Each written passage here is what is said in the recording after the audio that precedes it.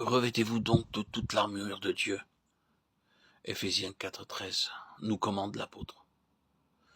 Fortifié par le Saint-Esprit dans l'homme intérieur, le racheté devient un véritable soldat de Christ, toujours plus capable de discerner les principautés, les puissances et les princes des ténèbres de ce siècle.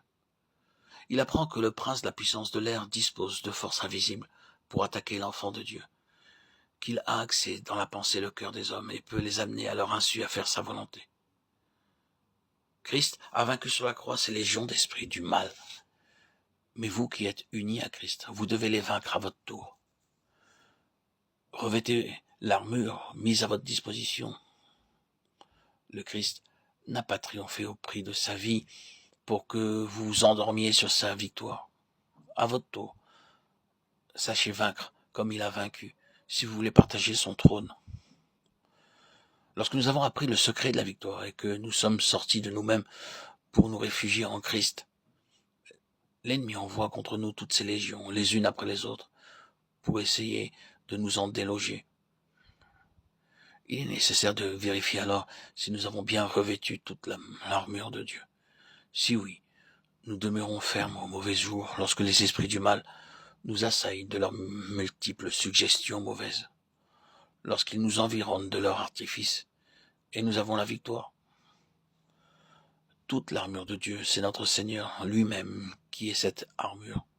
Revêtir Christ, c'est demeurer en Christ. En lui seulement, nous sommes tout-puissants et capables de vaincre toutes les forces de l'enfer. Pour demeurer en Christ, nous devons avoir la vérité comme ceinture. Le moindre manquement nous ferait déchoir de notre position victorieuse, en celui qui est la vérité, et nous rendrait vulnérables au coup de l'ennemi. Puisque nous sommes en celui qui est la justice, nous avons revêtu la cuirasse de la justice, et ne tolérons dans nos vies quoi que ce soit qui serait en désaccord avec l'esprit de celui dont le sceptre est un sceptre de justice. Hébreux 1,8. Appartenant au Seigneur, nous sommes désormais les joyeux messagers de la bonne nouvelle. C'est pour servir que nous sommes sauvés. Obéissons avec promptitude aux indications de l'Esprit, de peur de donner une occasion favorable à l'ennemi. S'il attaque, s'il décoche contre nous ses dards acérés, ses traits enflammés, levons le bouclier de la foi et surtout gardons le casque du salut, de peur qu'il ne pénètre nos pensées et qu'il ne nous séduise comme il le fit pour Ève et nous détourne de la simplicité de la foi en Christ. 2 Corinthiens 11,3. Par-dessus tout, faisons un fidèle usage de l'épée de l'Esprit qui est la parole de Dieu.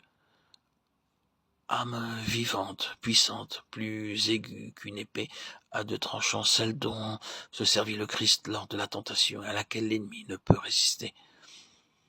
Enfin, soyons en relation continuelle avec notre Seigneur, lui parlant tout temps, toute saison, priant tout lieu par l'Esprit.